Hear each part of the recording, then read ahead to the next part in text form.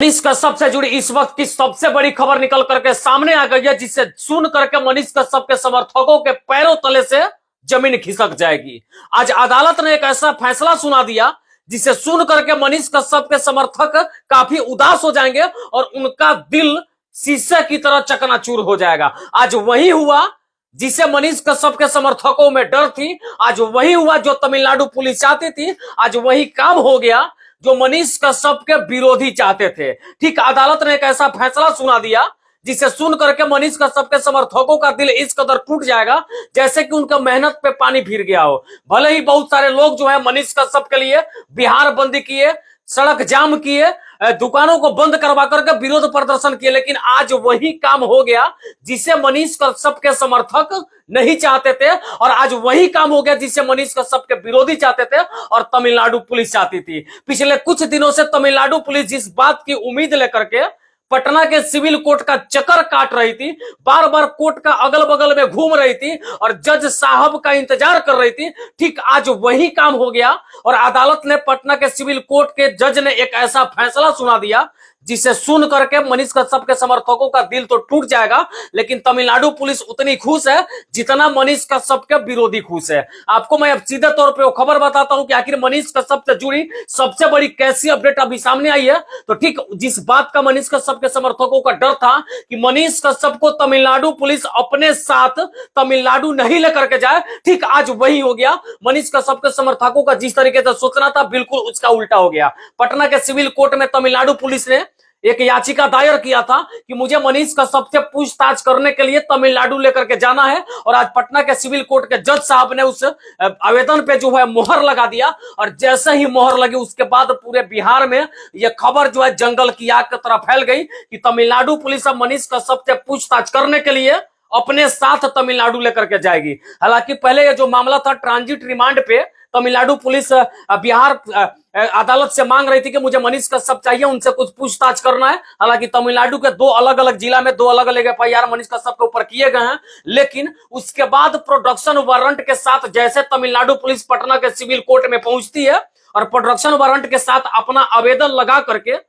और जज साहब को देती है और कहती है कि मुझे मनीष कश्यप चाहिए, मुझे मनीष कश्यप चाहिए, मुझे मनीष कश्यप चाहिए। और मनीष कश्यप इसलिए चाहिए कि तमिलनाडु फर्जी वीडियो मामले प्रकरण में मुझे मनीष कश्यप से कुछ पूछताछ करना है और प्रोडक्शन वारंट को देखते हुए जज साहब ने उस आवेदन पे मोहर लगा दिया और मनीष कश्यप को तमिलनाडु पुलिस को ले जाने का पूरा आदेश दे दिया। हालांकि 31 तारीख को तमिलनाडु पुलिस जो है मनीष कश्यप को मदुरई के कोर्ट में पेश करेगी। उसके बाद कोर्ट में पेशी के बाद उनको मदुरई जेल भेज दिया जाएगा और फिर वहां पे मनीष कश्यप की मुश्किलें और भी ज्यादा इसलिए बढ़ने वाली है कि पहले तो तमिलनाडु पुलिस जो है बिहार की अदालत से पटना सिविल कोर्ट से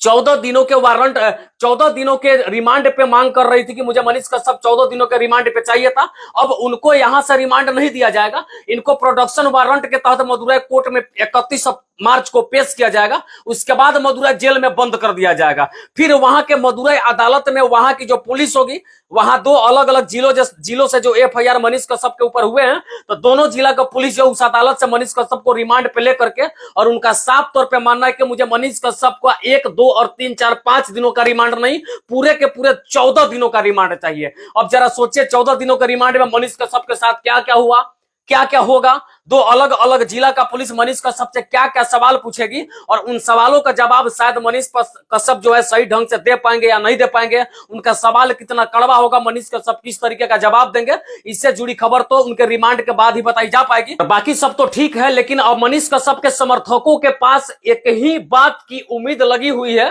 कि आपने सब कुछ तो किया, बिहार बंद किया, सड़क को जाम कर दिया, बिहार में प्रदर्शन किया, मनीष कश्यप के रिहाई के लिए न जाने क्या क्या किया, लेकिन रिहाई की तो बात छोड़िए। अगर संभवतः हो तो भगवान से इस बात के लिए विनती करिए